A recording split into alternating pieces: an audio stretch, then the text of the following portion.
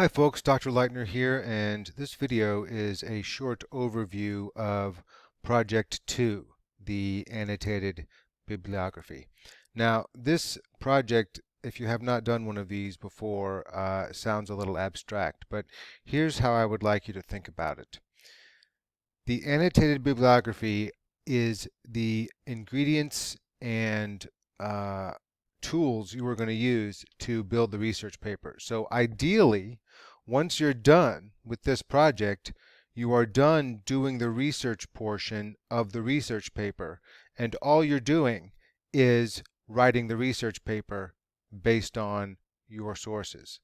So another analogy is if you ever watch a cooking show, you'll see they get all their ingredients and all their tools out before they start. And during the show, they're just cooking and doing the creating. And so ideally, that's how this should work. You've got your problem, you've got your audience, you've got a little bit of a plan, and now you're executing that plan and assembling some sources which you're going to build the research paper out of. Okay, so that's the overview. Now, the basics of this assignment are you're going to take 5 to 8 sources. You're going to make a works cited citation for each one, and you're going to write at least 350 words answering kind of several questions about that source. So basically, you're doing a deep dive on these 5 to 8 sources, and you can build your entire research paper out of these 5 to 8 sources. You don't need to have more than that. And I think that's another good way of thinking about this is instead of thinking of the research paper as like a container of whatever, a certain number of pages that you need to fill up, think of it as a project that you need to make out of the tools that you have in front of you. And it's almost like you're not allowed to go and get more tools. You are allowed to get more tools. You can always go get more research.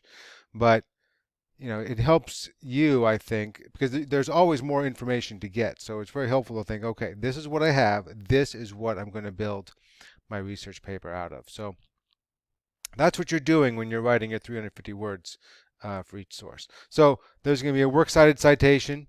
You can use MLA or APA, and this would be the citation that's going to go at the end of the paper that has the information about when it was published, who published it, etc. Then for each source, you're going to discuss the source's credibility. Why is the source's creator someone who can or should talk about the particular subject? Summarize the source in your own words. Okay, and this, depending on your source, this could be longer or shorter.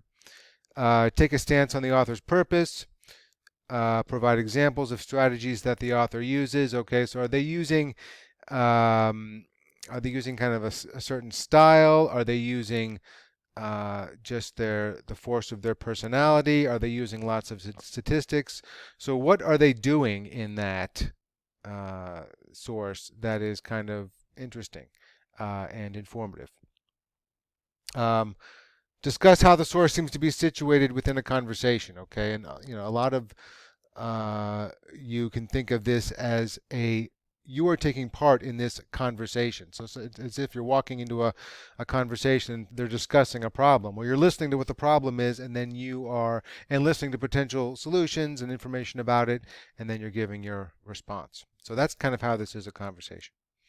And then articulate for each source, how might the source talk to at least one other source? So this is good because if you can do this for every source, then you automatically kind of have transitions between sources and between ideas that you can use to write the paper. Okay, and finally evaluate the source and is it a good source and why, and then discuss how you might use this article in your research project. Okay, so that's a lot of questions. Some of them might be more or less applicable to individual sources, but shoot for that 350 words for each one.